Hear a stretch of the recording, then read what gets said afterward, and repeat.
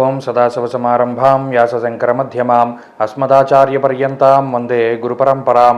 జ్యోతిషశాస్త్రాన్ని భావితరాల వారికి ప్రసాదించిన ఋషుల యొక్క పాదపద్మాలకి నమస్కారం చేసుకుంటూ, అలాగే నాకు ఈ జ్యోతిష విద్యను నేర్పిన గురువర్యులు జ్యోతిష బ్రహ్మ కీర్తిశేషులు శ్రీ ఈరంకి సూర్యనారాయణమూర్తి గారు, సూర్యశ్రీ దైవజ్ఞ గారి యొక్క పాదపద్మాలకి నమస్కారం చేసుకుంటూ, ఓం శ్రీ మహాగణాధిపతి నమః, శ్రీ గురుభ్యో నమః, హరి ఓం. వీక్షకులందరికీ నమస్కారం.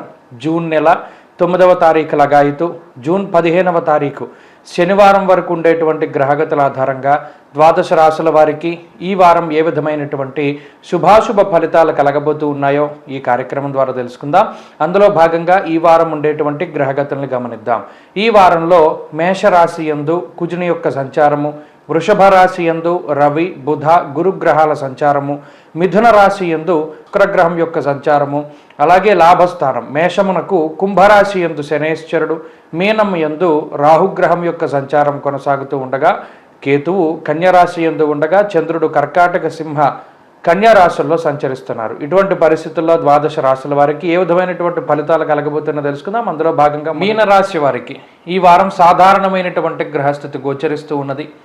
ఈ రాశిలోనే సంచారం చేస్తూ ఉన్నటువంటి రాహువు, ఏలినాటి శని, అలాగే గురుబలం లేకపోవడం, ఇవన్నీ ప్రధానమైనటువంటి ఇబ్బందులే. అయినప్పటికీ ఈ వారంలో ఈ రాశి వారికి చంద్రుని యొక్క బలం ఉన్నది, అలాగే రవి యొక్క బలం ఉన్నది, అలాగే శుక్రుని యొక్క బలం ఉన్నది.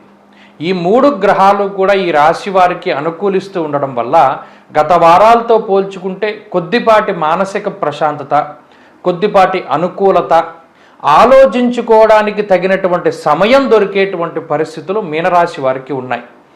జీవితం అంతా కూడా చాలా గందరగోళం అయిపోతూ ఉన్నటువంటి పరిస్థితుల్లో కొంత సమయం మరలా మీకు దొరకడం అనేటువంటిది కూడా అదృష్టమే. అందులో చతుర్థ స్థానం ముందు శుక్రుడు సంచారం చేస్తూ ఉండడం వల్ల కుటుంబపరమైనటువంటి సమస్యలు ఏమైనా ఏర్పడినా, ఉద్యోగపరమైనటువంటి సమస్యలు ఏర్పడినా వాటి నుండి బయటపడడానికి ఆ శుక్రుడు మీకు యోగిస్తారు.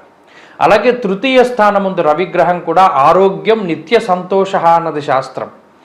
ఇప్పుడున్నటువంటి పరిస్థితుల్లో ఏదైనా జీవితానికి సంబంధించినటువంటి పోషణకి సంబంధించినటువంటి ఇబ్బందులు, ఉద్యోగాన్ని కోల్పోయినా లేదా కుటుంబ సభ్యుల యొక్క సహకారం లేకపోయినా ఇప్పుడున్నటువంటి గ్రహస్థితి ఆ రెండింటిని తిరిగి తీసుకొస్తుంది.